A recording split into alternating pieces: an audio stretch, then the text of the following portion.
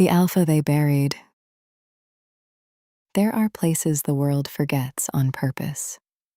Black Hollow was one of them. No map marked the village. No road pointed toward it.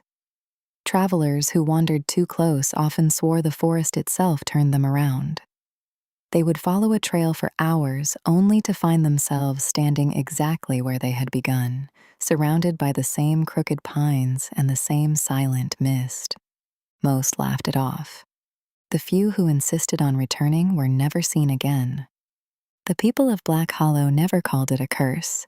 They called it mercy, because some places were hidden for the world's protection, and some graves were never meant to be opened.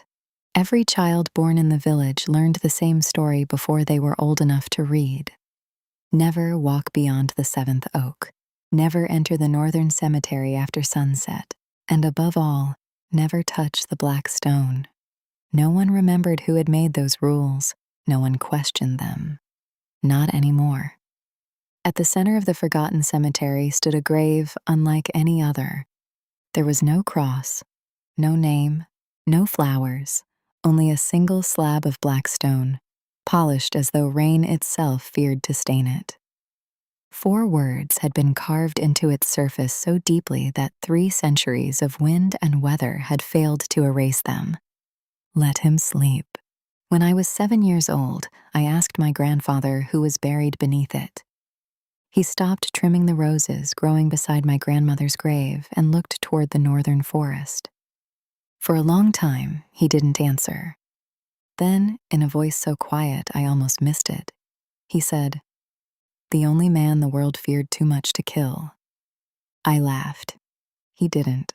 That was the last time I ever asked. My name is Ilara Voss, and I grew up among the dead. While other children learned to swim in the river or climb the cliffs beyond the valley, I learned how to straighten weathered headstones after winter storms and clean moss from names almost forgotten by time. Grandfather believed every grave deserved to be remembered. People die twice, he would always say. The first time when their heart stops. The second time when no one remembers their name. So every spring we scrubbed stone until our hands ached. Every autumn we cleared away the fallen leaves. Every winter we lit candles for those who had no family left to visit. The cemetery was never frightening. It was peaceful. The dead never lied. They never pretended. People were far more dangerous, especially people carrying secrets. Grandfather carried more than anyone I had ever known.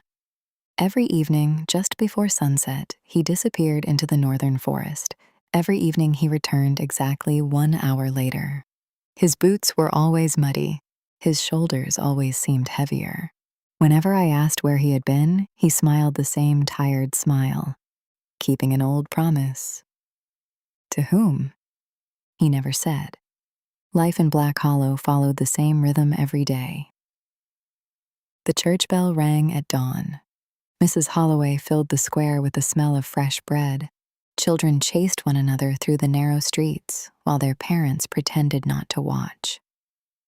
Hunters entered the forest before sunrise and returned before dark. No one stayed outside after nightfall, not because anyone ordered them to, because everyone simply knew better. Looking back, I realized the village wasn't peaceful. It was careful. As though every person had spent their entire life listening for something they prayed they would never hear. The first sign came with the ravens. Old Martha fed them every morning outside her cottage. One day they didn't come. The next day they didn't come either.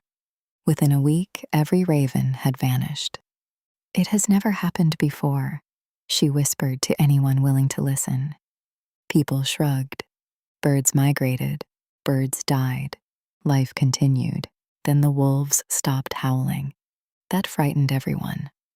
For as long as anyone could remember, the forests surrounding Black Hollow sang after sunset. Long, mournful calls drifted through the valley almost every night. Then, nothing. The silence settled over the village like fresh snow. Hunters returned early. Children stopped wandering beyond the square. Even the dogs refused to leave their owners' sides. One evening, I found grandfather standing outside our cottage, staring toward the northern trees. His weathered hands rested on the old wooden fence. He looked older than I had ever seen him. "The wolves are gone," he murmured. I followed his gaze. "I don't see anything." "Exactly." He said nothing else. The following morning, the village buried Thomas Weaver. He was 53 years old, healthy, strong. The doctor could find no wound on his body, no poison, no broken bone, nothing. "He died of fright," someone whispered during the funeral. I almost laughed, until I saw his face. His eyes remained open, frozen, not in pain, in terror, as though the last thing he had seen had shattered every certainty he had ever possessed. That night, I dreamed of the northern cemetery. Mist drifted between crooked headstones. The 7 dead oaks stood perfectly still beneath a sky with no moon.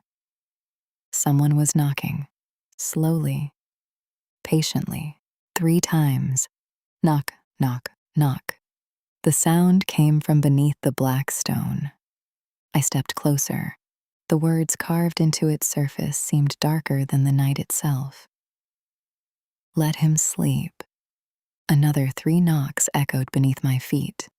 Then a man's voice, weak enough to be mistaken for the wind, whispered a single word. "Elara." I woke so suddenly that my blanket fell to the floor. My room was dark. My heart hammered against my ribs. Then came another sound. Knock, knock, knock. Not in my dream. At the front door. I hurried downstairs. Grandfather was already there, holding a lantern. Neither of us spoke. He slowly opened the door. No one stood outside. Only white mist curling across the empty street. Grandfather didn't look surprised. He quietly closed the door, turned the key twice, and stood there for a long time with one hand resting against the wood. When he finally looked at me, there was something in his eyes I had never seen before. Not fear for himself, fear for me. "Go back to bed," Grandfather said. What was that? Wind. The wind knocked 3 times. His gaze shifted toward the mist beyond the window. "It catches the branches." "There are no branches near the door." "Elara." He said my name gently, but the warning beneath it was unmistakable. Do not ask. Do not look. Do not follow. For most of my life, that had been enough. That night, it wasn't. You heard it too. Grandfather's hand tightened around the lantern. I heard an old house settling, and in my dream, his face changed, only slightly, but I saw it.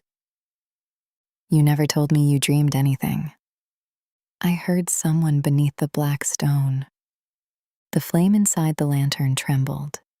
He said my name. Grandfather stared at me as if I had spoken in a language he hoped never to hear again.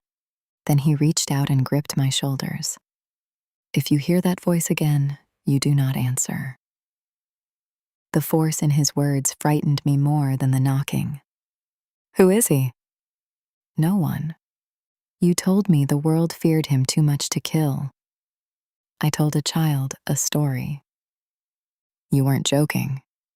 His expression softened, but he did not deny it. Some stories survive because people keep repeating them. That does not make them true. Then why are you afraid? I am afraid because you are standing barefoot in a freezing hallway after midnight. He released me and turned toward the stairs. Go back to your room. I watched him walk away. He did not go to bed. I heard him moving downstairs until dawn, opening cupboards, dragging something heavy across the floor, whispering words too low for me to understand. When morning came, he was seated at the kitchen table with a cup of untouched coffee between his hands. Mud covered his boots, fresh mud.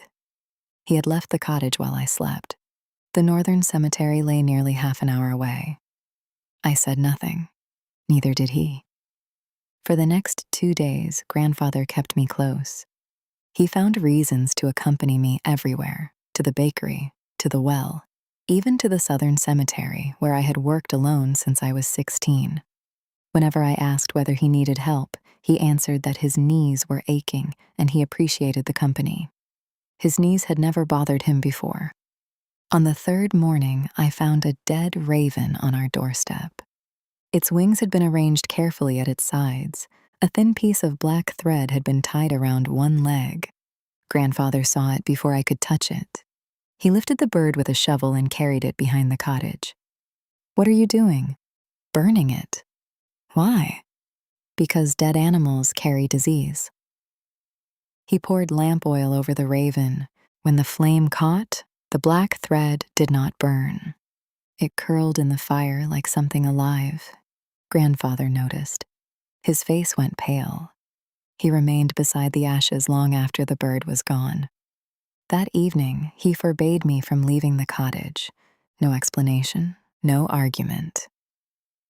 He locked the doors before sunset and drew every curtain.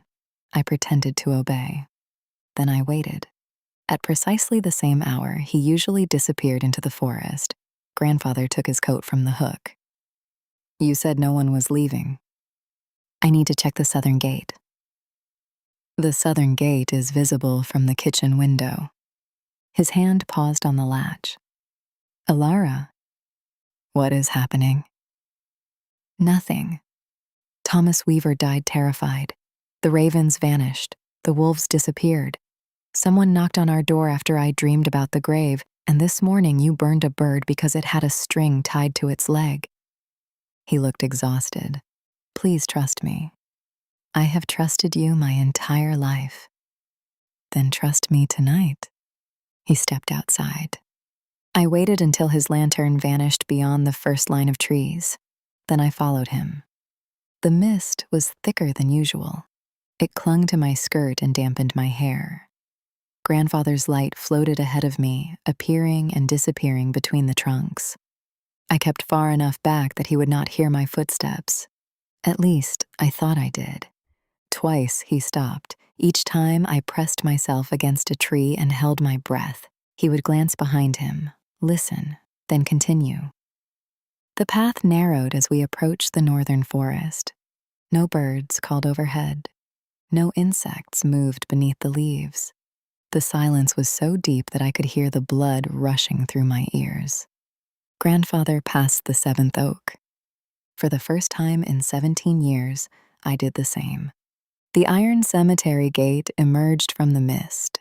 He unlocked it with a key he wore around his neck. The hinges groaned. I waited until he disappeared inside before slipping through the opening. The northern cemetery was smaller than I remembered, older too. Many of the headstones had sunk into the earth, their names worn smooth. Dead vines twisted around iron fences.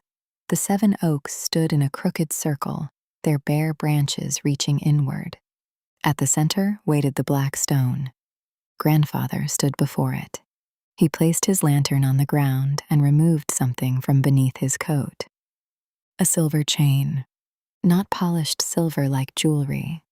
Dark, heavy links covered in tiny symbols.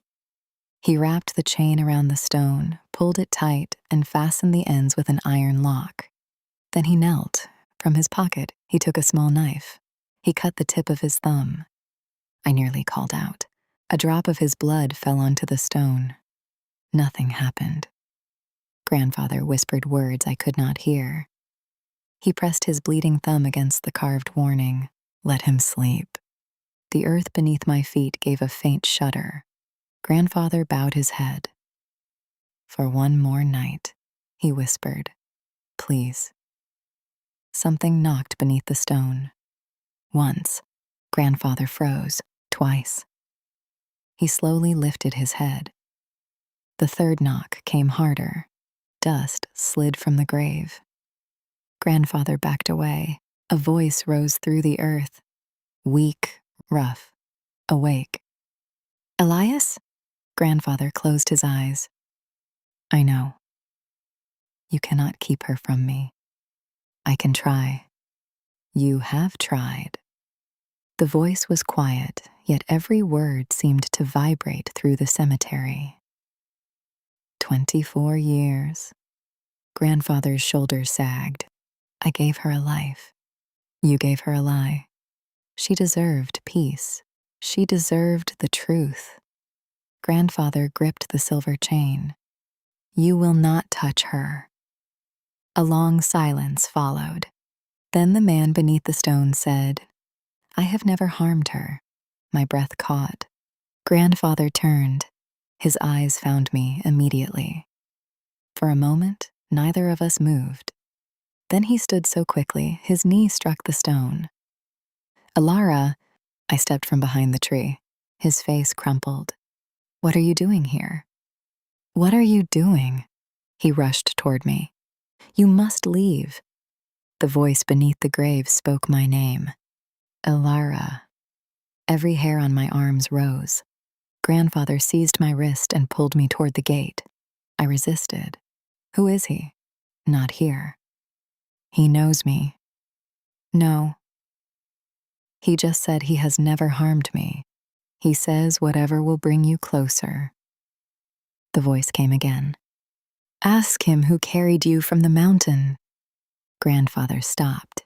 His fingers tightened around my wrist. What mountain? I asked. Do not listen. Ask him why your mother was bleeding. My heart seemed to miss a beat. My mother died when I was born. Grandfather turned me toward him. Yes. The answer came too quickly, too firmly. Behind us, the silver chain groaned against the stone. Ask him, the buried man continued, why there is no grave bearing her name. I looked toward the rows of headstones. My mother had no grave in Black Hollow. I had always believed she had been buried in the village where she was born. Grandfather had never taken me there. Where is she buried? Alara, please. Where? His silence was answer enough. The world shifted beneath me. You lied. I protected you. From him, from everyone. The black stone trembled. Grandfather dragged me toward the gate. This time I fought him. Let go of me. You don't understand what is beneath that grave. Then tell me. There is no time. There has been time every day of my life. The chain snapped taut. One of the symbols carved into the metal flared white. A sound came from below, not a growl, a cry of pain. I turned toward the stone. Stop! The word left me before I understood why. The trembling ceased. The chain went still. Even the mist seemed to freeze.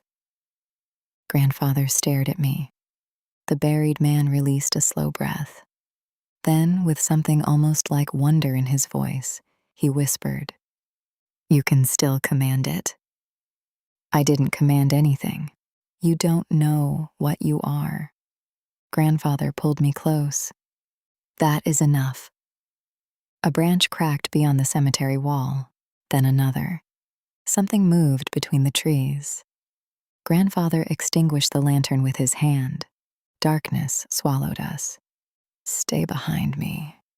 Pale eyes appeared beyond the iron gate. 1 pair, then 3, then more than I could count. Low shapes prowled through the mist, circling the cemetery. They looked like wolves, but their limbs were too thin and their movements too smooth. Their fur hung in wet clumps over bodies that seemed half-starved. The first reached the gate. It pressed its face between the bars. Black veins moved beneath its white eyes. Grandfather drew the knife from his pocket. The tiny blade looked useless against the creature. A second wolf appeared beside the first, then a third. Their mouths opened, no growls emerged. They were silent, watching, waiting. Why aren't they coming inside? I whispered. The gate is sealed. The first creature placed one paw against the iron. Smoke rose from its skin. It pulled back. Then every pale eye turned toward me. The buried man spoke. Do not run. Grandfather raised the knife. Be silent. They came for her scent. What are they? I asked the question without knowing which man I expected to answer. The voice beneath the stone did. Hungry things wearing the shapes of wolves. One of the creatures threw itself against the gate. The iron bent. Grandfather pushed me backward. Go to the stone. I stared at him. You told me never to touch it. Tonight, it may be the only place they cannot reach. The creatures struck the gate again. One hinge tore from the wall. The pale wolves forced their way through the opening. Grandfather swung the silver chain from the grave and wrapped it around his forearm. The first creature lunged. He struck it across the face. White light burst from the chain. The wolf screamed and crashed into a headstone. The others scattered around him. One circled left. Another slipped between the graves to the right. They were not attacking blindly. They were separating us. Alara, move! I ran toward the black stone. A creature intercepted me. It landed a few feet away, its claws digging into the earth. Its pale eyes fixed on my face. It lowered itself to spring. The man beneath the grave spoke one word. Kneel. The creature collapsed. Its body slammed against the ground as if an invisible hand had crushed it. Every other wolf froze. Grandfather froze too. The voice beneath the earth became stronger. Leave her. The creatures trembled. One whimpered. Then, slowly, each lowered its head. The pale wolves backed through the broken gate and vanished into the forest. Silence returned. Grandfather stood among the graves, breathing hard. He looked at the black stone. Fear filled his face. Not because the buried man had controlled the creatures, because he had obeyed me before doing it. The earth moved beneath my boots. A thin crack appeared through the carved words. Golden light shone from within it. Grandfather rushed toward me. We have to go. The crack spread another inch. A heartbeat sounded below. Slow, heavy, impossible. The voice whispered my name once more. This time, it did not sound like a stranger calling from a grave. It sounded like someone who had been waiting for me to come home. Grandfather reached me just as another heartbeat rolled beneath the earth. The sound no longer reminded me of something trapped. It reminded me of something alive. He caught my arm so tightly that I winced. We're leaving. His voice had lost all patience, all warmth. For the first time in my life, he sounded desperate. We can't. We can, and we will. He pulled. I didn't move. I heard him. I know. He protected me. He protected what he wants. The words struck harder than they should have. You don't know that. I know more than you can imagine. Another crack spread through the black stone. It was no louder than ice breaking across a winter lake, yet every headstone in the cemetery vibrated. The ancient silver chain wrapped around the grave tightened by itself. The symbols carved into each link flared with a pale white glow. The buried man fell silent. Grandfather stared at the chain. No. His whisper barely reached me. It shouldn't be failing. The glow flickered. One link snapped. The sound echoed across the cemetery, then another. The chain sagged against the stone. Grandfather rushed forward and caught it before it slid to the ground. His hands trembled. He tried fastening the broken links together. They crumbled into silver dust. No. He tried another. It broke just as easily. Years of exhaustion suddenly made sense. Every evening, every promise, every muddy pair of boots. He hadn't been tending a cemetery. He had been holding a prison together with his own hands. I'm sorry, I whispered. He looked at me. His eyes glistened. You have nothing to apologize for. You've been doing this alone. I promised. To who? He looked at the shattered chain. To your mother. Before I could ask another question, the earth lurched violently. I lost my balance. Grandfather caught me just before I hit the stone. Something moved beneath us. Not violently. Slowly. As though someone below had risen to their feet. The heartbeat stopped. Silence settled over the cemetery. Even the mist stood still. Then, a hand pressed against the underside of the cracked stone. Not through it, beneath it. Its outline became visible for only a heartbeat, illuminated by the golden light. Large, human, waiting. The stone shifted less than an inch. Grandfather immediately wrapped both arms around it, as though his weight alone could keep it closed. It won't hold, I said. It has to. It can't. It has to. His shout echoed through the trees. The desperation in his voice frightened me more than the prison itself. From somewhere beyond the cemetery came the sound of galloping horses. Fast, too fast. More than one. Grandfather heard them too, his face drained of color. They're early. Who? He ignored the question. Instead, he grabbed my shoulders. You must listen to me. I'm listening. No matter what anyone tells you tonight. His voice broke. Never let them convince you that every monster wears claws. Before I could answer, lantern light appeared beyond the trees. Not one, several. Moving quickly. The riders reached the cemetery gate within moments. 6 horses emerged from the mist. Their riders wore long, dark coats stained by travel. None spoke. Each carried a lantern whose pale flame burned with an unnatural white light. An older man dismounted first.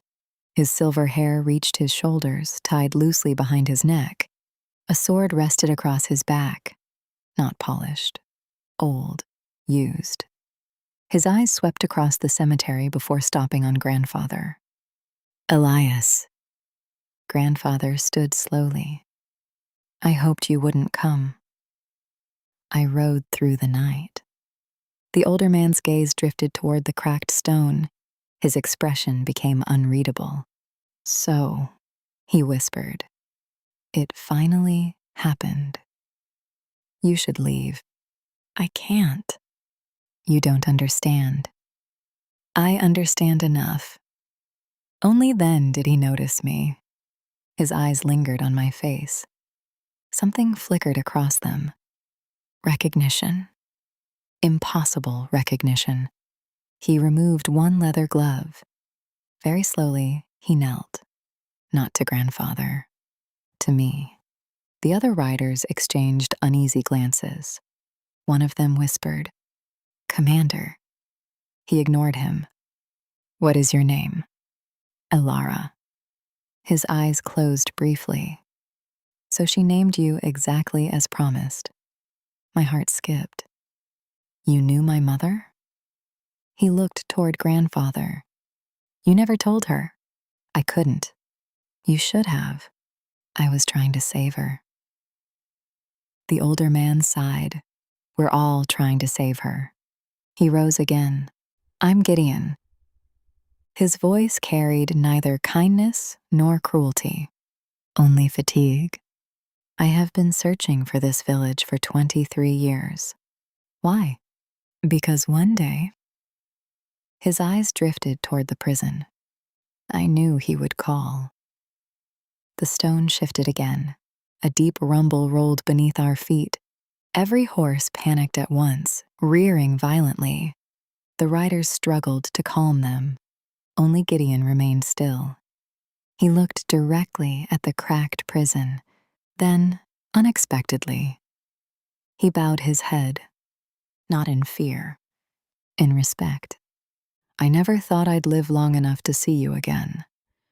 The words were barely audible. The golden light brightened. A warm breeze swept across the cemetery. It carried no scent of decay, no smell of earth, only rain. Fresh rain, the kind that arrives after a long drought. The voice beneath the stone returned, calmer than before, almost amused. "Gideon." The older man's lips curved into the smallest of smiles. "You still remember." "I remember everyone." "So do I." A long silence followed. Then Gideon asked the question no one else seemed willing to ask. "Was it worth 300 years?" The answer came without hesitation. "No." Something about the reply made every person in the cemetery fall silent. It wasn't anger, it wasn't hatred. It was regret, deep, ancient, and utterly sincere. Grandfather slowly stepped away from the stone. For the first time since arriving, I saw uncertainty replace fear in his eyes. He looked down at the cracked prison, then at me, then back again, as if for the first time in 300 years. He was no longer certain the man beneath the grave had been the one the world should have feared. A single piece of black stone broke away from the prison and struck the ground. No one moved, no one breathed. Another fragment followed, then another. The crack widened just enough for golden light to spill into the night like the first rays of dawn. From somewhere beneath the broken stone came the unmistakable sound of iron chains dragging across rock. Slowly, steadily, getting closer. The chains scraped against stone again, closer. Every sound echoed through the cemetery with unnatural clarity. No one spoke. No one dared. The white flames inside the stranger's lanterns began to flicker, bending toward the shattered grave as though drawn by an invisible wind. One of the horses screamed. It tore free from its rider and bolted into the forest. The remaining animals reared violently, refusing to face the seventh oak. Only Gideon remained calm. His eyes never left the prison. "Stand back," he said quietly. None of his companions argued. They retreated several paces without taking their eyes off the broken stone. Grandfather reached for me. I took his hand without thinking. His fingers were cold, colder than I had ever felt them. "You've seen him before," I whispered. He nodded once. "When I was younger than you." "What happened?" "I survived." "That's not an answer. It is the only one I can give." The earth shivered again. A section of the black stone broke away and slid into the darkness below.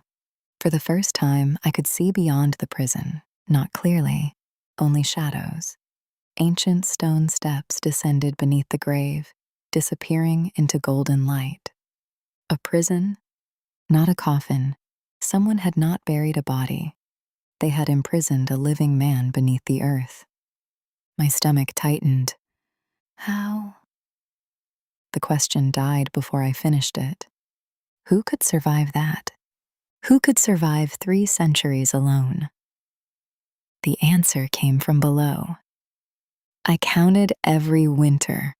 The voice was stronger now, not loud, simply no longer weakened by distance. I stopped counting the springs. A silence settled over the cemetery. Even Gideon's soldiers lowered their eyes. There was something unbearable about hearing those words, not because they inspired fear, because they carried loneliness. 300 years, alone, no sky, no light, no voice but his own. Grandfather closed his eyes. "I'm sorry." The apology escaped him so quietly that I almost didn't hear it. The buried man answered after a long pause. "I know." Those 2 words struck Grandfather harder than any accusation could have. His shoulders sagged. For the first time, I realized he had been carrying more than a promise. He had been carrying guilt. A loud crack split the air. The remaining silver chain snapped apart. Its broken links scattered across the cemetery. The golden light flared so brightly that everyone shielded their eyes. Then, silence. The light dimmed. The shaking stopped. Nothing happened. One of Gideon's men let out a nervous laugh. "Is it over?" No, Gideon replied. It has begun. A boot appeared on the first stone step, black leather, worn by time, slowly. A man climbed from the darkness beneath the prison, not with the strength of a conqueror, with the exhaustion of someone who had crossed an endless desert. He climbed one step, paused. Another. His breathing was uneven. One hand gripped the ancient wall beside him as though the effort of standing beneath an open sky had become unfamiliar. When he reached the surface, he stopped. Moonlight touched his face. For several long moments, he simply stood there, eyes closed, breathing. Feeling the night air, a breeze moved through his dark hair. He lifted one hand toward the sky. Rain began to fall. Only a few drops. They landed across his face and hands. He did not move. One drop rolled slowly down his cheek. His lips parted in the faintest smile. I'd forgotten. His voice was almost reverent. What rain feels like. No one interrupted him. No one could. There was something sacred about the moment. Not because he was powerful, because he had been denied something as simple as rain for 300 years. He opened his eyes. Golden, not glowing, not frightening. Simply unlike any eyes I had ever seen. They moved slowly across the cemetery. The broken stone, the dead oaks, the old headstones, as though greeting old friends he had never expected to see again. Then they found Grandfather. Elias. Grandfather swallowed. I am sorry. I know. Again those same words. No anger, no triumph, only understanding. Theron's gaze shifted to Gideon. You've grown old. Gideon gave a weary smile. So have you. Theron looked down at himself and quietly laughed. No. The laugh faded almost immediately. I never had the chance. Something tightened painfully inside my chest. He looked exactly as the portrait had shown him. Time had passed for the world, not for him. His eyes continued their slow journey until they finally reached me. Everything else disappeared. The rain, the cemetery, the people around us. Only those golden eyes remained. I expected hatred, curiosity, possession. Instead, recognition. Like someone finding a face they had searched for far too long.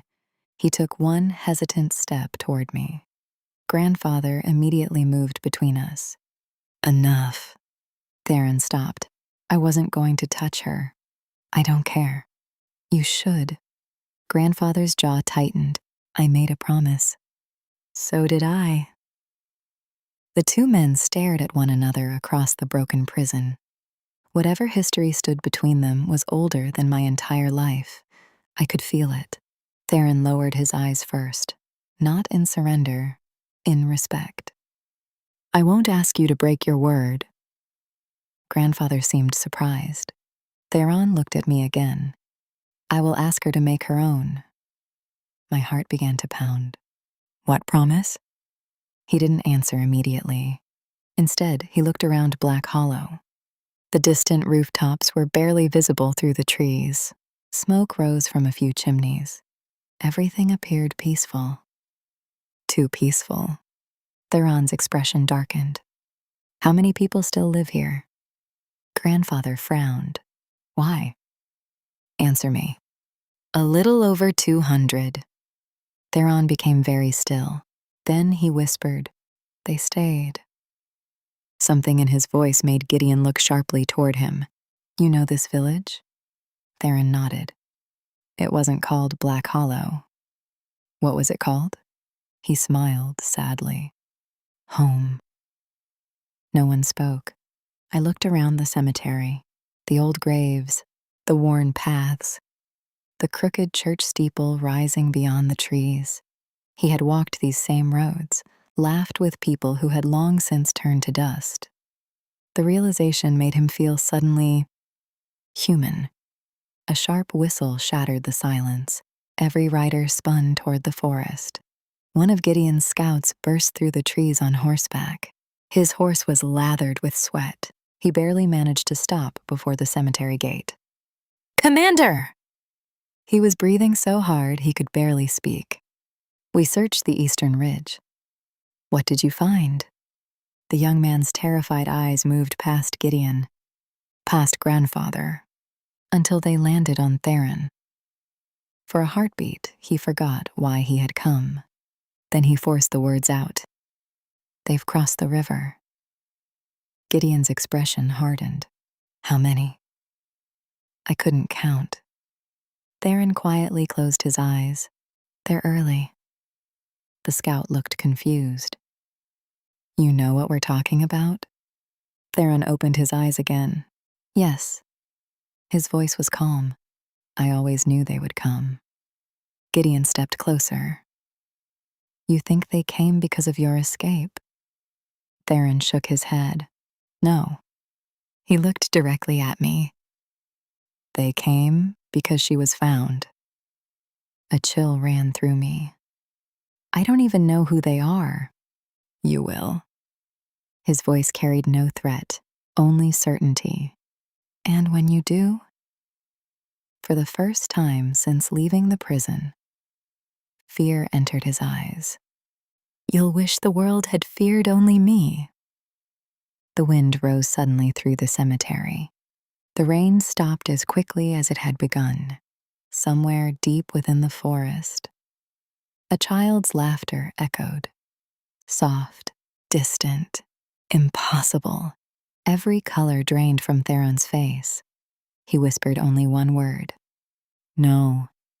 And for the first time since he had stepped into the moonlight, the ancient Alpha looked truly afraid.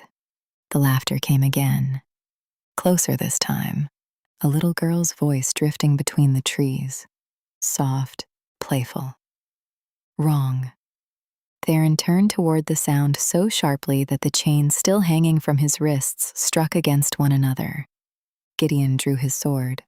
His riders followed. Grandfather stepped in front of me. "What is it?" I whispered. Theron did not answer. The laughter stopped. For one breath, the forest held perfectly still. Then a child stepped through the cemetery gate. She could not have been more than 8 years old. Her white nightdress was soaked to the knees. Mud covered her bare feet. Long black hair hung across her face in wet strands. I recognized her immediately. Lydia? She was the baker's youngest daughter. I had seen her that morning carrying a basket of apples through the square. Grandfather started toward her. Theron caught his arm. "Don't. She's a child." "No." The single word froze everyone. Lydia lifted her head. Her eyes were black, not dark, black from edge to edge. She smiled. "Hello, Ilara." My blood turned cold. "Lydia, where are your parents?" Her smile widened. "She's sleeping." "Who?" "The girl." Theron moved closer to me. Every trace of weakness had disappeared from his posture. "What girl?" Gideon asked. Lydia tilted her head. "The one beneath the roots." Theron's face hardened. "You cannot enter this ground." The child looked at him. For a moment, her smile vanished. Then she laughed. "You look smaller." The insult should have sounded absurd in a child's voice. It didn't. Theron's hands curled into fists. "You should have stayed across the river." "You should have stayed buried." The white flames inside the riders' lanterns went out. Darkness swallowed the cemetery. Grandfather pulled me against him. Steel whispered from sheaths. Then Lydia began to hum. A simple nursery melody. I knew it. Every child in Black Hollow did. "Sleep, little wolf, beneath the tree. Dream where the moon will never see." The song had always seemed harmless. Now each word felt like a warning. Theron spoke into the darkness. "Cover your ears." No one moved quickly enough. Lydia screamed. The sound was not human. It tore through the cemetery like a blade. One of Gideon's men dropped to his knees, clutching his head. Another stumbled backward into a grave marker. The horses shrieked and fled through the broken gate. Pain exploded behind my eyes. Images flashed through my mind. A burning house. A woman running through snow with blood covering her dress. A man chained beneath a mountain. A baby crying. Golden eyes closing. Then grandfather's voice broke through the noise. "Elara!" I opened my eyes. I was kneeling beside the black stone. I did not remember falling. Lydia stood only a few feet away. Her mouth was open too wide. Darkness moved behind her teeth. Theron stepped between us. The scream struck him. He did not flinch. The chains around his wrists began to glow. Not white like the prison seals. Gold. He lifted one hand. The child's scream ended.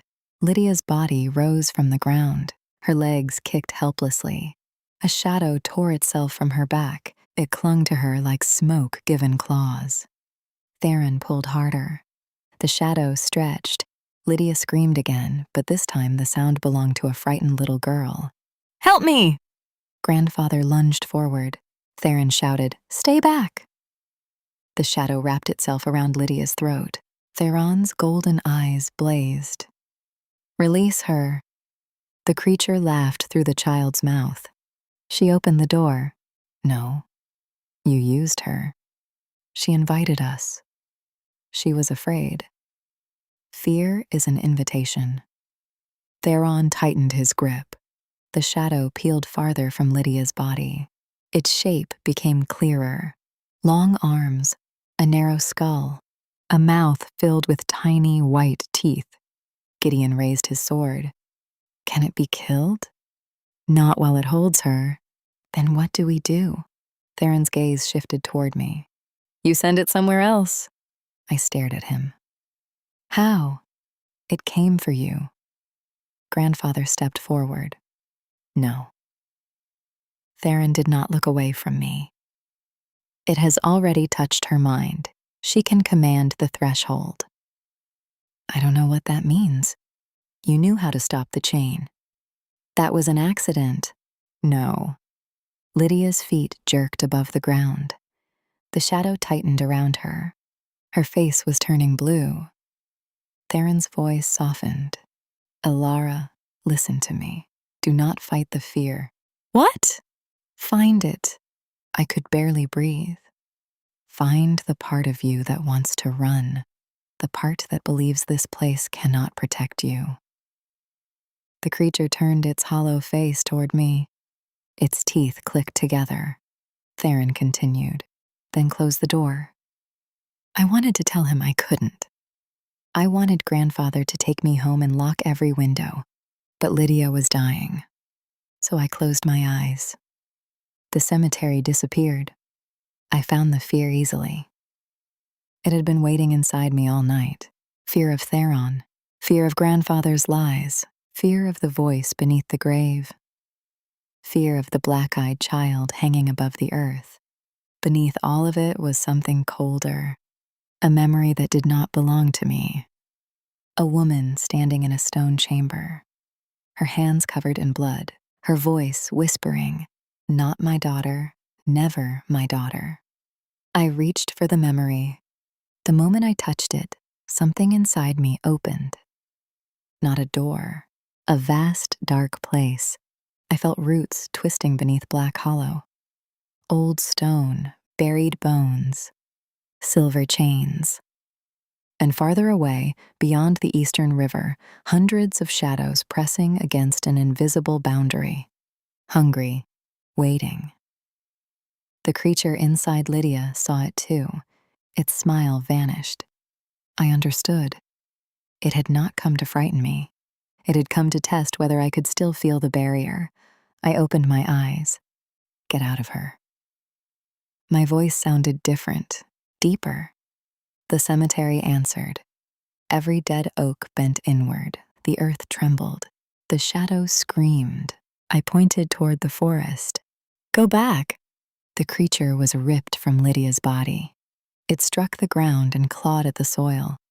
For the first time, I saw fear in its empty face. No, it hissed. The word came from everywhere at once.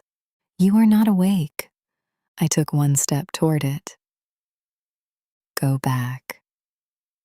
A crack of darkness opened beneath the creature, not in the earth, in the air itself.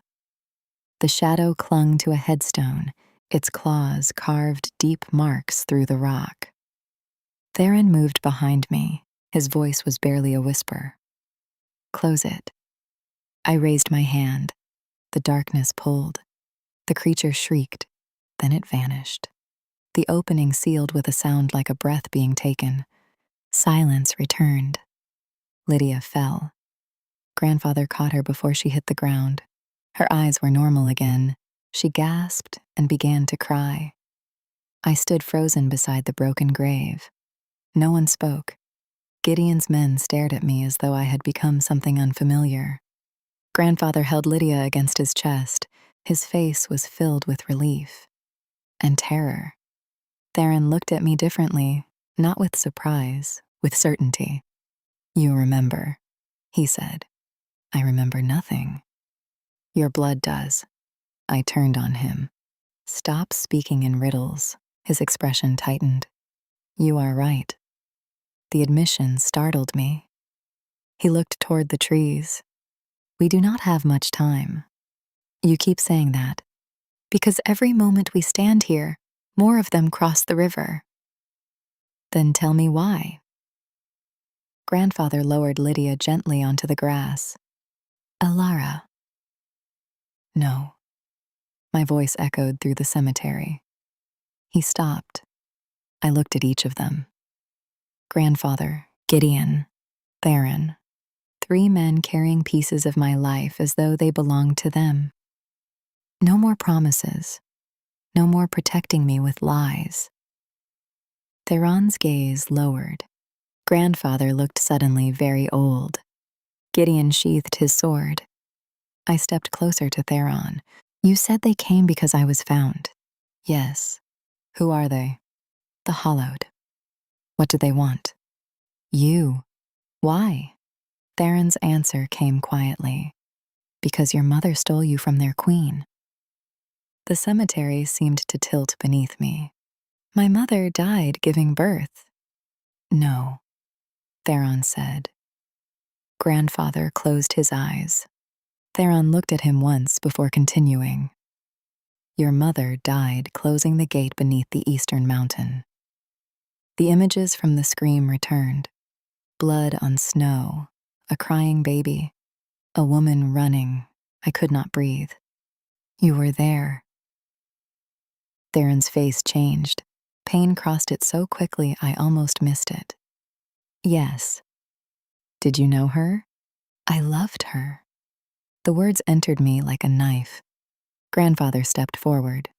Theron. She deserves the truth. Not like this. There is no gentle way left. I stared at Theron. You loved my mother? Yes. The answer was immediate, honest, devastating. 1,000 questions rose inside me, but one escaped first. Then who was my father? Theron said nothing. He did not need to. I saw it in Grandfather's face, in Gideon's silence, in the way Theron looked at me as though every century beneath that grave had led to this moment. The golden eyes, the voice that felt like home, the prison that obeyed me. My knees weakened. Theron took one step forward, then stopped himself. Alara? No. I backed away. Grandfather reached for me. I pulled free. You knew. He nodded. Tears filled his eyes. I promised her. You let me believe they were both dead. I thought he would never wake. Theron flinched. Grandfather heard it. So did I. I did not mean... You meant exactly that. Theron said. There was no anger in his voice. That made it worse. A horn sounded from the village, then another. Then the church bell began to ring, not the slow rhythm used for funerals, the frantic alarm that had not sounded in Black Hollow for over a century. Orange light rose beyond the trees. Fire. Gideon turned toward the village. They're inside. Theron looked at me. Whatever truth remained between us would have to wait. The Hollowed are not attacking the village, he said. Then what are they doing? They are driving everyone toward the church. Why? His eyes moved toward the distant steeple. Because the church was built over the first gate. A deep roar rolled across Black Hollow. The cemetery walls shook. Lydia began to scream. From beneath the village, something enormous answered. Theron reached for the broken chains around his wrists and tore them free. The last traces of exhaustion vanished from his face. Stay beside me. I looked at the man I had believed was a monster. The man who had been buried alive, the man who had just claimed to be my father. Can you stop them? His golden eyes fixed on the burning village. No. He stepped through the cemetery gate. But she can. The path back to Black Hollow had disappeared beneath smoke. Orange light flickered between the trees. Ash drifted through the branches like black snow. The church bell continued to ring, each frantic strike echoing across the valley. Theron moved ahead of us. He had emerged from 3 centuries beneath the earth, barely able to stand, yet now he walked with terrifying purpose. The broken chains hung from his wrists, striking softly against his legs. Gideon followed with his remaining men. Grandfather carried Lydia. I walked between them, trying not to think about the truth that had just torn my life apart. Theron was my father. My mother had not died giving birth. Grandfather had lied to me every day for 24 years. And somehow, beneath all the anger and disbelief, there was something worse. Recognition. I had heard Theron's voice in dreams long before the knocking began. Not words, a presence. A warmth beneath the darkness. A feeling I had never been able to explain. Home. I hated that the truth made sense. We reached the 7th oak. Theron stopped so suddenly that Gideon nearly collided with him. What is it? Gideon asked. Theron knelt and pressed one hand against the ground. The earth pulsed beneath us, slowly, like a heartbeat. His expression hardened. They have opened the lower passage. Can they reach the gate? Grandfather asked. They already have. The church bell stopped. The sudden silence was worse. Black Hollow lay directly ahead. Several cottages were burning, but the flames were strange. They climbed the wooden walls without consuming them. Dark fire crawled across rooftops like living shadows. The village square was empty. Doors stood open. Market stalls had been overturned. A wooden toy rolled slowly across the road, pushed by no wind. Everyone had gone to the church. Just as Theron had said, the sound of singing drifted through the smoke. Not prayer. The same nursery melody Lydia had hummed in the cemetery. Sleep, little wolf, beneath the tree. Dream where the moon will never see. Grandfather held Lydia closer. She had stopped crying. Her small face rested against his shoulder, pale with exhaustion. Why are they singing? I asked. To weaken the minds of those inside, Theron said. The Hollowed cannot cross sacred thresholds while faith holds them closed. I looked toward the church. And when faith fails? The threshold becomes a door. A scream came from somewhere ahead, then another. Theron began walking again. I caught his arm. He stopped. The moment my fingers touched him, heat moved through my palm. Not fire, memory, a mountain beneath a blood-red sky. Theron kneeling in snow, a woman placing a crying infant in his arms. Run, her voice, my mother's voice. Take her to Elias. Theron's hands covered in blood, his own blood, her blood. He had refused to let the child go. A silver blade had entered his back. The memory vanished. I released him. He looked at me quietly. You remember more when you touch me. I saw her. Pain moved through his face. What did she say? She told you to take me to Elias. He closed his eyes. Yes. Why didn't you? I tried. Grandfather looked away. I understood before anyone spoke. They caught you. Theron nodded. Before I reached the forest. And buried you. Not immediately. The broken chains at his wrists suddenly seemed heavier. Gideon's jaw tightened. We cannot stand here. He was right. The singing had grown louder. Theron turned toward the church. We finish this first. We crossed the square. The church doors were closed. Dark figures stood around the building. Dozens of them. Some wore the shapes of wolves. Others resembled people from a distance, but their arms hung too long and their heads tilted at impossible angles. They did not attack. They watched us approach. One by one, they lowered themselves to the ground, not bowing to Theron, to me. Gideon's men raised their swords. Theron did not. They want you frightened, he said. They are succeeding. Fear is not weakness. The nearest creature lifted its face. Its mouth opened. My mother's voice came from inside it. Elara. I stopped breathing. The creature smiled. My little girl. Theron moved in front of me. Do not listen. The voice laughed. You could not save me, Theron. His shoulders went rigid. You screamed while they chained him, the creature continued. Did he ever tell you that? The other hollowed began to whisper. Different voices, women, children, men, all stolen from the dead. Father, help me. Why did you leave us? Gideon's soldiers began looking around wildly. One dropped his sword. A hollowed wearing the face of an elderly woman stepped toward him. My son. The soldier's face crumpled. Mother? Gideon struck him across the mouth. That is not her! The creature lunged. Theron raised his hand. The hollowed slammed into the ground. The others shrieked. The sound rolled through the square. Windows shattered. The church doors trembled. Inside, the villagers screamed. We're out of time, Grandfather said. Theron looked at Gideon. Hold them here. Gideon stared at the creatures surrounding us. For how long? As long as you can. That is not a measure. It is the only one I have.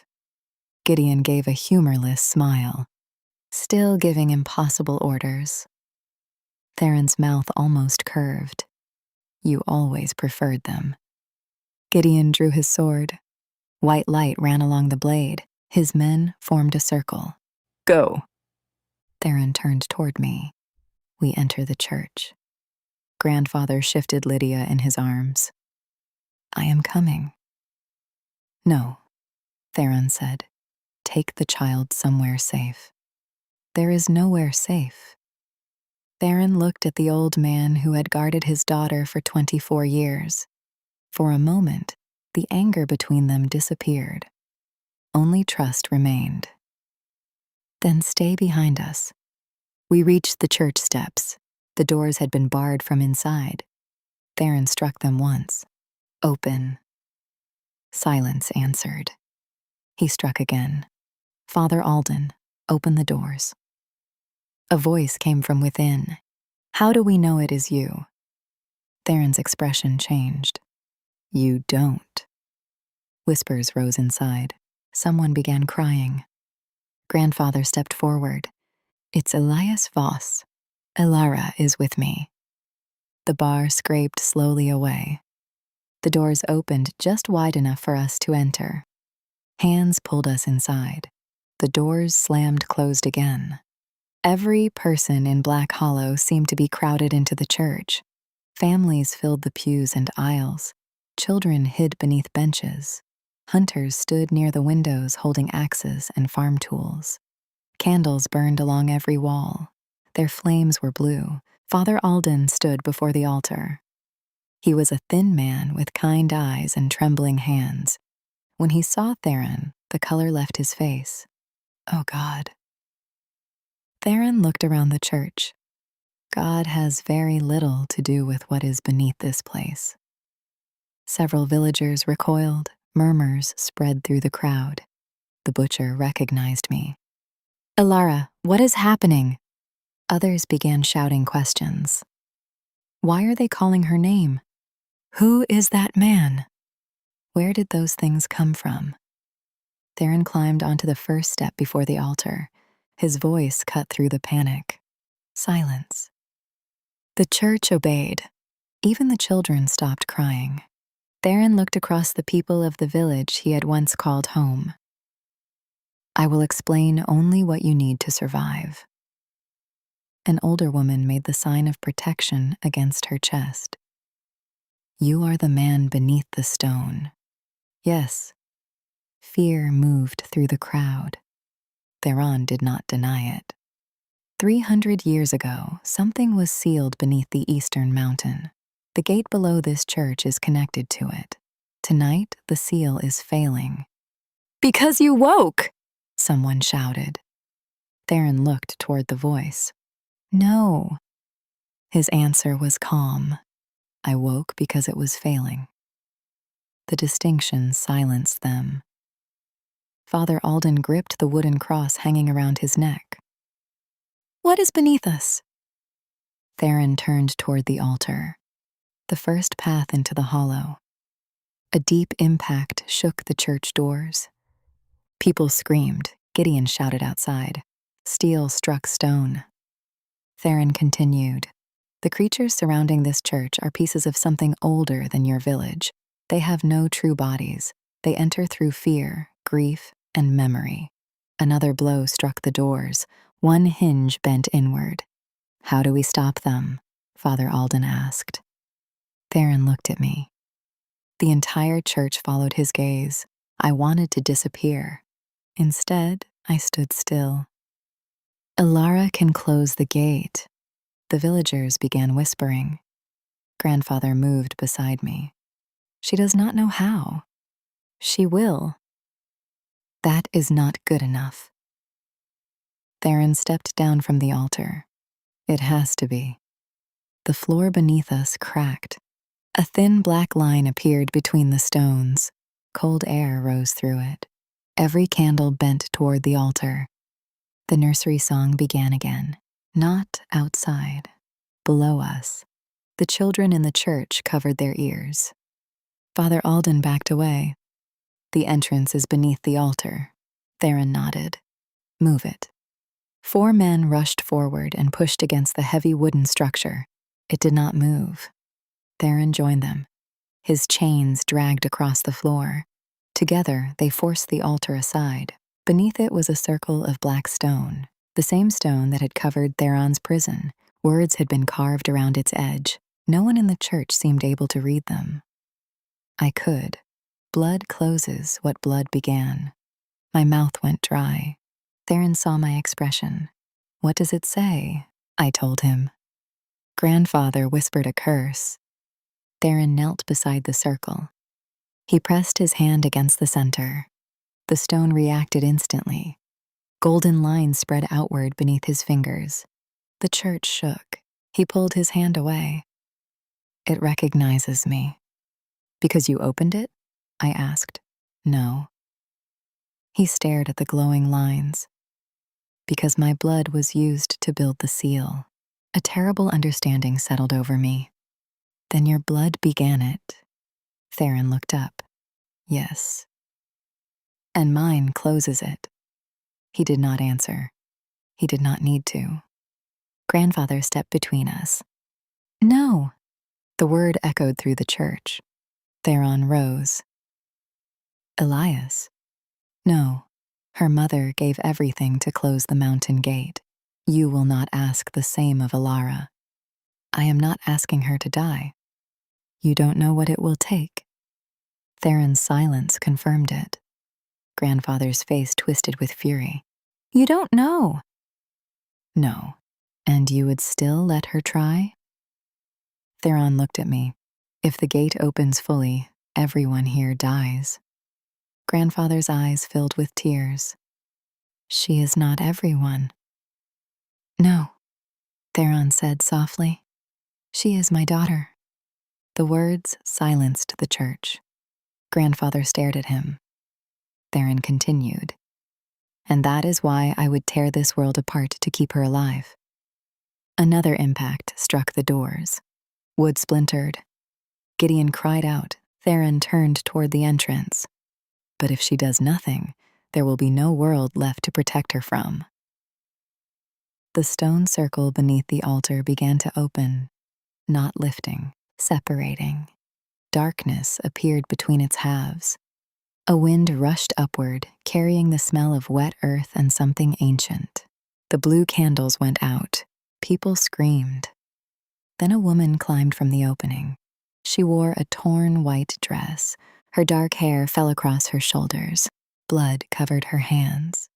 She looked exactly as she had in my memory, exactly as I had imagined her 1,000 times without knowing why. My mother. Grandfather whispered her name. Mara. Theron stopped breathing. The woman smiled at me. Alara? Everything inside me wanted to run to her. Theron caught my wrist. His grip hurt. That is not your mother. Her smile trembled. Do not let him lie to you again.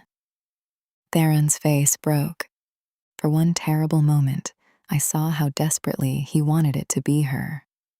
The creature knew. It turned to him. You left me beneath the mountain.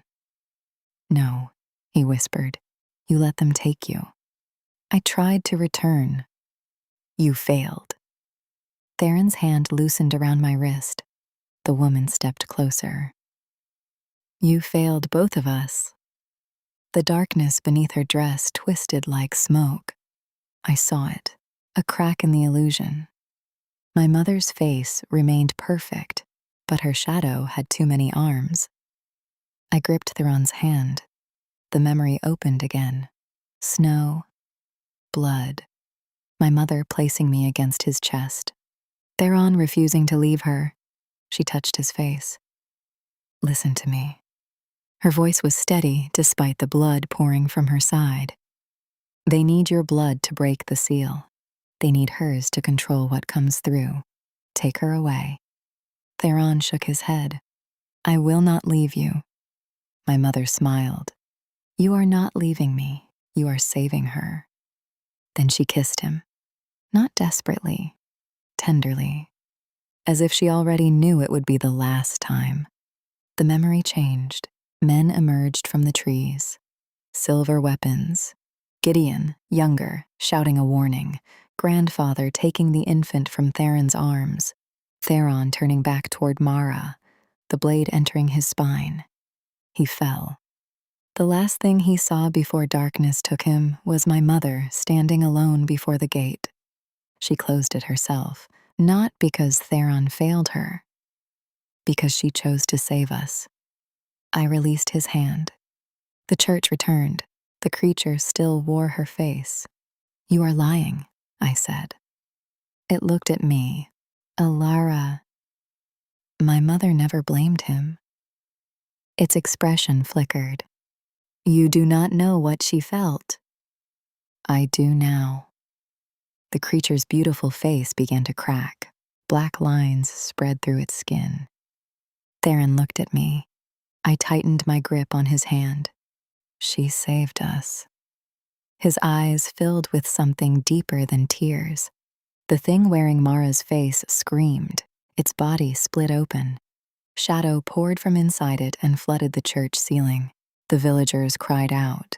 The stone gate widened. Hundreds of pale hands reached up from the darkness. Theron stepped in front of me. Close it. How?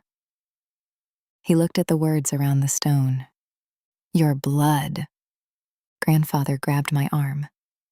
No. I looked at the reaching hands, at the frightened children, at Lydia sleeping against grandfather's shoulder, at Theron, who had already lost 3 centuries. I took the knife from grandfather's belt. Alara, I am not dying. You don't know that. No. I looked at Theron, but neither did she. I cut my palm. Blood welled across my skin. The moment the first drop touched the black stone, the entire church disappeared. I stood beneath a sky with no stars. Dark water stretched in every direction. Before me rose a throne formed from roots and bones. A woman sat upon it. Her face changed with every breath, young, old, beautiful, rotting. Her black eyes fixed on me. At last, her voice entered my mind, not through my ears, through my blood. The daughter returns. I looked down. The wound in my palm glowed gold. Behind me, I could still feel Theron's hand. Not physically, a thread tying me to the world. You took my mother. The queen smiled. She came willingly. She came to stop you. She came because she knew what you would become. The dark water moved around my feet. Images appeared across its surface. Black Hollow burning. Theron kneeling before me. Villagers bowing. An army of shadows spreading beyond the valley. The queen rose from her throne. You can command them all. I don't want them. Power does not ask what you want. She stepped closer. You opened the prison. No. Your blood weakened it. The seal was already failing. Because you were alive. The truth struck me. The Hallowed had not found me by chance. Every year of my life had slowly weakened the barrier. Not because I had done something wrong, because I existed. The queen reached toward my face. Your mother knew I did not move. That was why she hid you.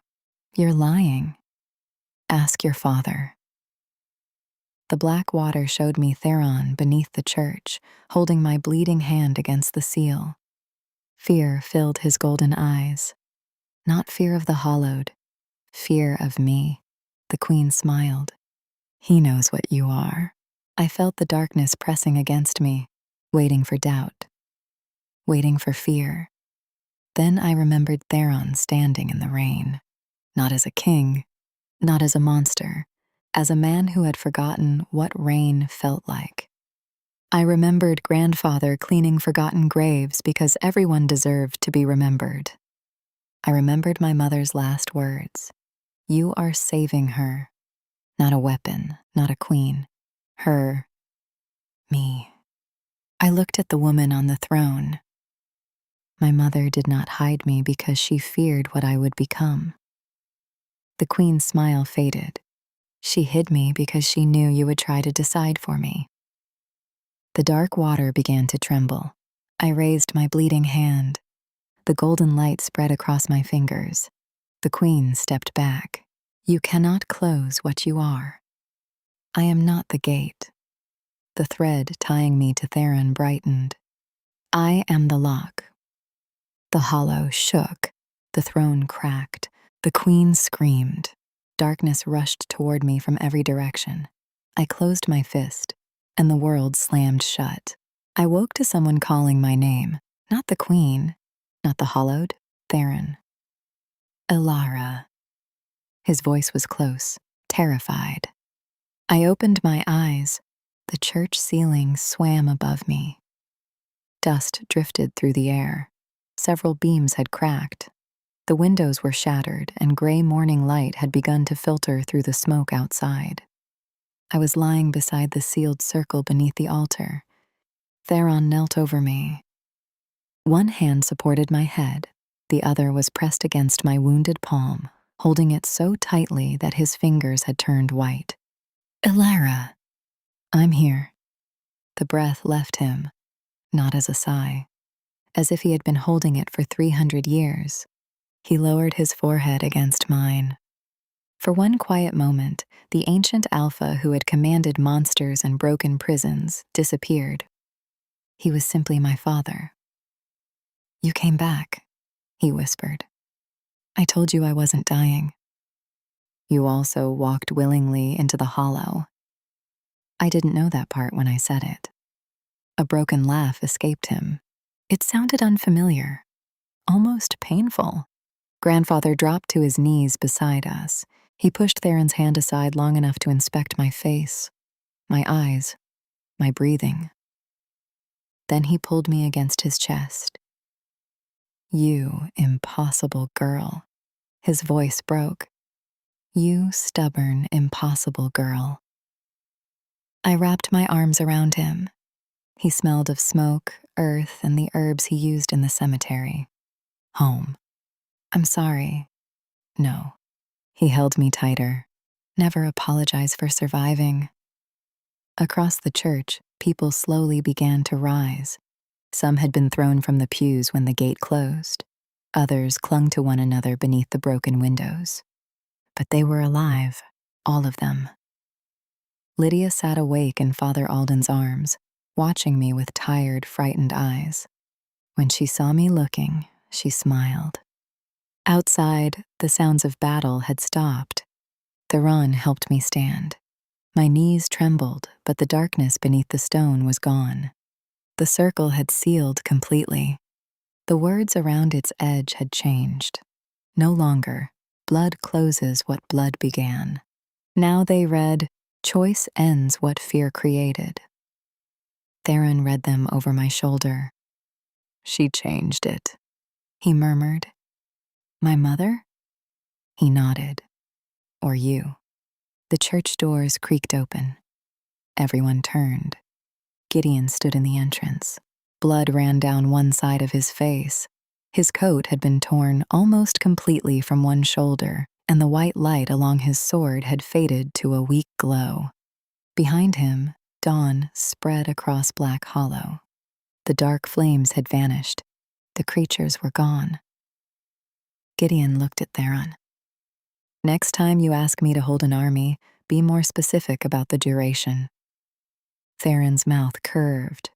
"You survived." "Barely." "You always were dramatic."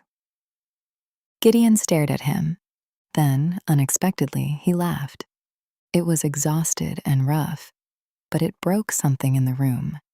People began to breathe again. The nightmare was over, or at least this part of it was. We stepped outside.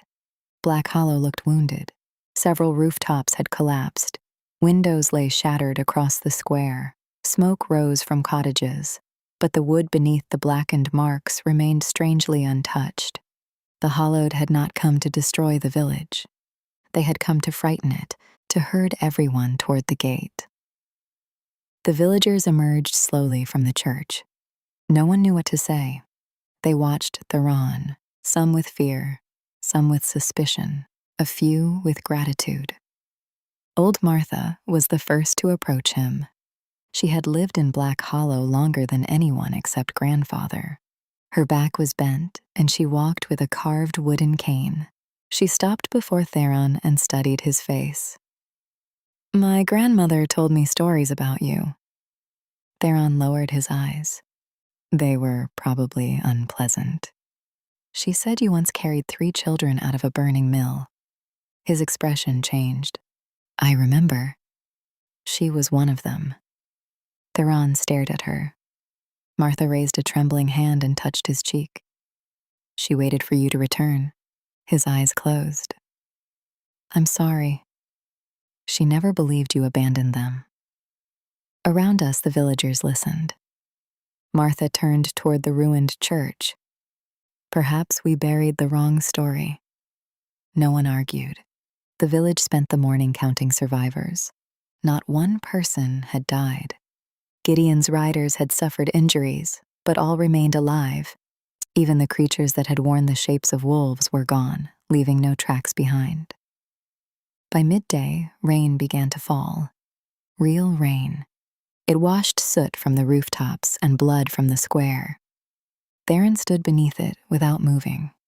Again, as though he still could not believe the sky was allowed to touch him. I watched from the steps of our cottage. Grandfather came to stand beside me. For several moments, neither of us spoke. Then I asked, "Was any of my childhood true?" His face tightened. "All of it." "You lied about my parents." "Yes." "You lied about the cemetery." "Yes."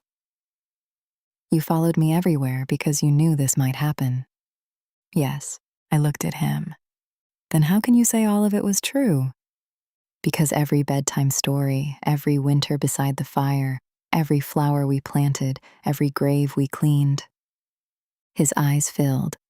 Those were not lies. I wanted to remain angry. Part of me still was. Perhaps part of me always would be. But I also remembered him standing over the prison night after night, bleeding onto the stone to protect me. "You should have told me." "I know." "Years ago." "I know. I might not forgive you quickly." "You shouldn't." He looked toward Theron. "But I hope one day you understand that I was not trying to steal your father from you." "What were you trying to do?" "Keep my daughter's final wish." I turned sharply. Grandfather gave a sad smile. "Mara was not my child by blood." His voice softened. "But she was my daughter in every way that mattered." That explained the grief he had carried. The promise, the way her name had broken him inside the church. "She knew they would bury him," he continued. "She made me swear that if he could not reach you, I would give you an ordinary life." "Black Hollow is not ordinary." "No." He looked toward the seventh oak. "But it was the closest thing I could offer." Theron approached us through the rain. He stopped at the gate. For all his power, he suddenly seemed uncertain. "May I come in?" Grandfather looked at me. The choice was mine. For the first time, truly mine. I opened the gate. Theron stepped into the garden. His gaze moved over the cottage, the small porch, the rosemary growing beneath the kitchen window. "You grew up here?" "Yes." He touched the old wooden fence. A strange expression crossed his face. "I imagined castles." "You imagined badly." He looked at me. Then he smiled. It changed him completely. Not the cruel smile of a buried king, not the smile of a dangerous alpha, the smile of a man seeing his daughter alive. I suppose I did. That evening, the three of us sat around the kitchen table. Grandfather made stew. Theron stared at the spoon as though it were some complex modern invention. "You have used one before," Grandfather said. 300 years ago. It has not changed. Then why is it shaped differently? It isn't. It is. I watched them argue over a spoon for nearly 5 minutes. For the first time since the ravens vanished, I laughed. Theron stopped speaking. He looked at me as though the sound mattered more than anything else in the room. Perhaps it did. We talked until the candles burned low. Not about queens, not about gates, not about blood. Theron told me about Black Hollow before it had that name. There had once been festivals beneath the seventh oak. Lanterns had hung from every branch. The northern cemetery had been a garden where people celebrated the lives of those buried there instead of mourning them. He spoke of my mother carefully. She had hated cold weather. She sang badly. She carried sugared almonds in her pockets and gave them to every child she met. She was brave. Not because she lacked fear, because she acted while carrying it. "She would have liked who you became," Theron said. "You don't know me." "No." He looked down at his hands.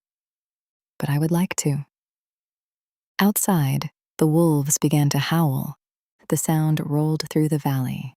One voice, then another. Soon the entire forest was singing again. Grandfather closed his eyes with relief. The boundary is restored. For now, Theron said. I looked at him. The queen is still alive. Yes. Will she return? Perhaps. Grandfather glared across the table. She closed the gate an hour ago. Could you allow her one peaceful night? Theron's expression softened. Yes. He looked at me. One peaceful night. But the queen did not return. Not that winter. Not the winter after. The ravens came back to old Martha's cottage. The hunters returned to the forest. The church was rebuilt, though the altar was moved permanently away from the sealed circle. Father Alden refused to cover the words. Choice ends what fear created. He said the village needed to remember them. The black stone beneath the seventh oak was never restored. The broken pieces were carried into the square and used to build a fountain. Grandfather thought that was disrespectful. Theron thought it was funny. For the first time in 3 centuries, flowers grew in the northern cemetery. And on the place where the prison had stood, we planted white roses. People still told stories about the alpha they buried. Some said he had been a monster. Some said he had been a king. Others said he had been a warning. They were all partly right, but stories often forget the most important truths. They forgot that he had counted every winter. They forgot that he had remembered every face. They forgot that when he finally escaped the grave, he did not ask for revenge. He asked for rain. As for me, I remained in Black Hollow, not because I was trapped, because I chose it. I learned the paths beneath the earth. I strengthened the seals my mother had left behind. Gideon taught me how to fight. Grandfather taught me when not to. And Theron taught me that power did not make a person dangerous. Fear did.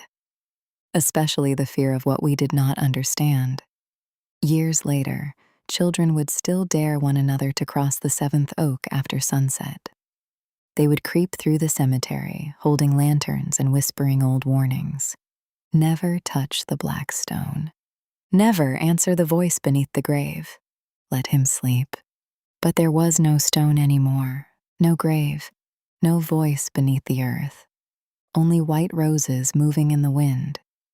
And sometimes, if the night was quiet, they would see a man with golden eyes standing among them, not haunting the cemetery, tending it, remembering every name. Because people die twice, the first time when their heart stops, the second time when no one remembers them. And the alpha they buried remembered everyone, even those who had buried him. The queen smiled as though she had already won. Around us, the hollow trembled.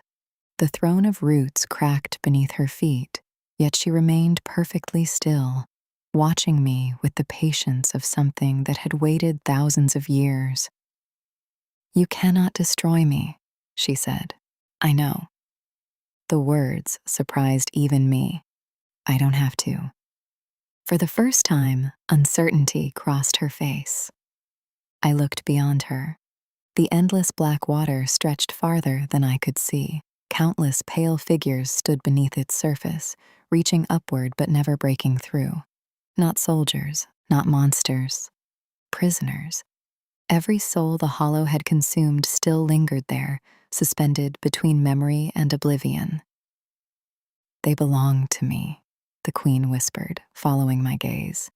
They don't belong to anyone. She laughed. You still think like a child. No. I felt the golden warmth flowing through my wounded palm. I think like someone who has finally been allowed to choose. The thread connecting me to the world beyond the hollow brightened. I could feel them. Grandfather, his weathered hands trembling as he held my shoulder. Theron refusing to let go of my bleeding hand. Father Alden praying, Lydia crying. An entire village hoping one frightened woman would find her way home. The queen stretched out one elegant hand. They fear you. They're afraid. There is no difference. There is. The dark water stirred violently. They fear because they love. She tilted her head. And you? I love, because I know fear. The hollow shuddered. A crack raced across the endless black sky. The queen's smile vanished. You carry my blood. I carry my mother's choice. Golden light spread beneath my feet. Not fire. Roots. Brilliant roots of living light burst through the dark water, weaving around every imprisoned soul. The queen stepped backward. No. The roots continued growing. Every soul they touched began to glow. Faces lifted toward the light. The first person smiled. Then another. The hollow filled with voices, not screams. Laughter, hope, memories, a mother singing, a father laughing, children running through summer fields. Everything the hollow had stolen, everything it had forgotten. You cannot take them, the queen screamed. I already have. The roots tightened. The throne split apart. For the first time, the queen looked small, not powerless, lonely. She had ruled a kingdom built from grief for so long that she no longer remembered anything else. She reached toward me one last time. You will need me. No. One day, people will fear you. They probably will. They will call you monster. I can't control that. They will try to bury you. I looked into her endless black eyes. Then I hope someone remembers who I really was. The queen froze. She understood. Not because I had defeated her, because I had refused to become her. The golden roots burst upward. The hollow exploded into light. The first thing I heard was my father shouting my name, then grandfather, then the church bells. I opened my eyes with a gasp. The stone circle beneath the altar glowed one final time before sealing itself completely. The darkness disappeared. The cold vanished. Every pale hand reaching from below crumbled into dust. Silence settled over the church. No screams, no whispers, only breathing. Someone began crying. Another person laughed. Father Alden slowly fell to his knees. It is over. Theron still held my hand. He stared into my face as though he expected me to disappear again. You frightened me. His voice was barely audible. I know. You must never do that again. I smiled weakly. I don't think I have much choice if another ancient queen appears. A surprised laugh escaped him. Grandfather wiped his eyes. I cannot believe you are making jokes. If I stop, I looked around the church. I think I'll start crying. Grandfather pulled both Theron and me into the same embrace. None of us spoke. For a long time, no words were necessary. Outside, dawn finally broke. Real dawn, not the gray light of a storm. Warm gold spilled across Black Hollow for the first time in what felt like centuries. When we stepped outside, every villager stopped what they were doing. No one cheered, no one shouted. Instead, old Martha walked forward carrying a single white rose. She placed it in my hands. Then she turned to Theron. Without hesitation, she embraced him. One by one, others followed. The blacksmith, the baker, the hunters, children who had hidden beneath the church pews only an hour earlier. Not everyone trusted him. Not yet. Trust takes time. But hatred had ended. That was enough. Theron looked completely overwhelmed. I don't know what to say. Old Martha smiled. You don't have to. She pointed toward the northern hill. You've already missed 300 springs. Several days later, the entire village climbed to the cemetery together. The broken prison was gone. Only rich, dark earth remained. Grandfather handed me a small cloth bundle. Inside were rose seeds. Your grandmother loved white roses, he said. So did Mara. Theron knelt beside me. Together, the three of us planted them, not over a grave. Over the place where fear had finally ended. Grandfather covered the last seed with soil. Theron poured water from an old tin bucket. I pressed my hand gently against the earth, warm, alive. Behind us, the villagers began repairing broken fences, replacing headstones, and clearing fallen branches. Life had already begun again. Theron looked toward the horizon. What will you do now? I laughed. I've survived ancient prisons, shadow queens, and discovering my father was buried beneath a cemetery. I stood and brushed the dirt from my hands. I think I'll start by fixing the roof. Grandfather chuckled. Theron looked genuinely confused. The roof?